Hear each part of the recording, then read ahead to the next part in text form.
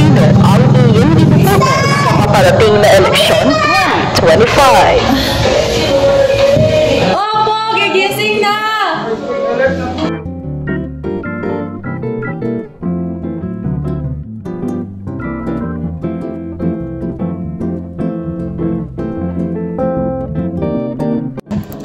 Nak, iboto mo to ha, si Julissa bilang mayor. Ma, hindi naman ikaw magdedesisyon kung sino iboboto ko. Sige na, magbibigay naman siya ng pera. Kahit na ma, bawal yan eh. Sige na, sige na.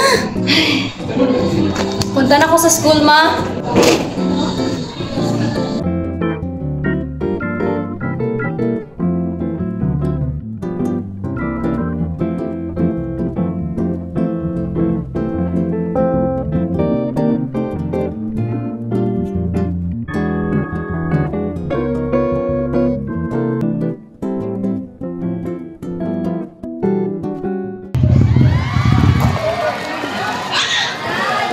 Eleksyon na naman pala.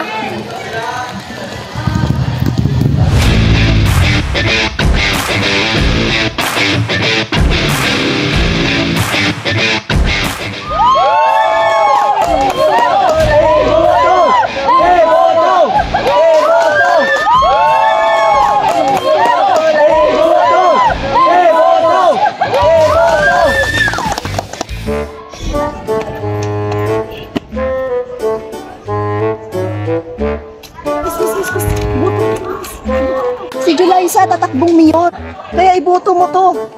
Pero, di po pwede.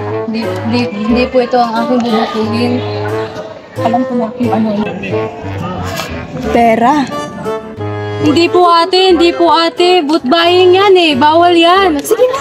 Pera na to eh. Ano ba te? Hindi nga. Ikaw na nga yung binibigyan, ikaw pa yung choosy. Sige na. Ano ba te? Bakit mo ko sinasaktan? Sige na, pera na to. Ayaw ko nga eh. Sige na.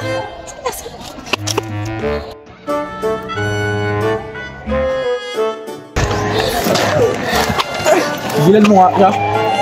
Che, kayo na nga yung binibigyan, kayo pa yung galit. Miss, okay ka lang ba? Salamat Ken. Wala ka naman, Tal. Vote for Julissa. Mayor, project ba yan o Photoshop? No to fake development.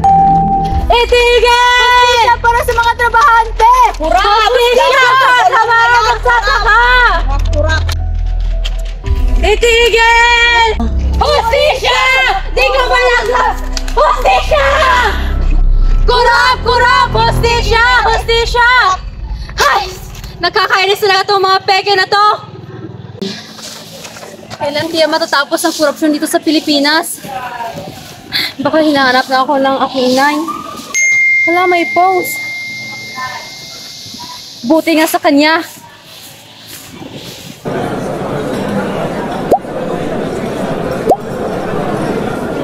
Grabe na talaga ang internet. Puro fake news na lang.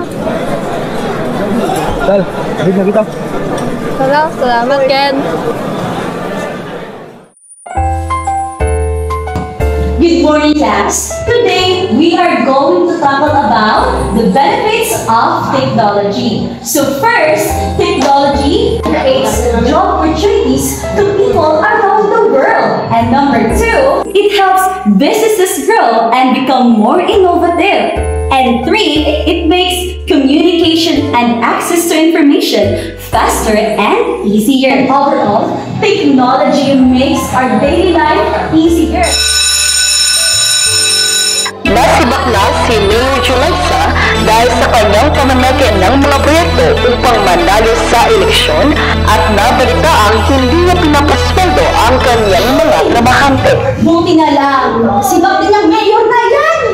Kurang pala nakapeke! Kasi ma, uso na ngayon ang korupsyon. At ma, dapat hindi ka naniniwala sa mga fake news sa Facebook. Ay, oo nga, tara, kumain na tayo. Tara ma. We all have the right to speak, to fight, and to stand for what is right. Corruption thrives when good people stay silent, but when we unite, our voice becomes stronger than fear.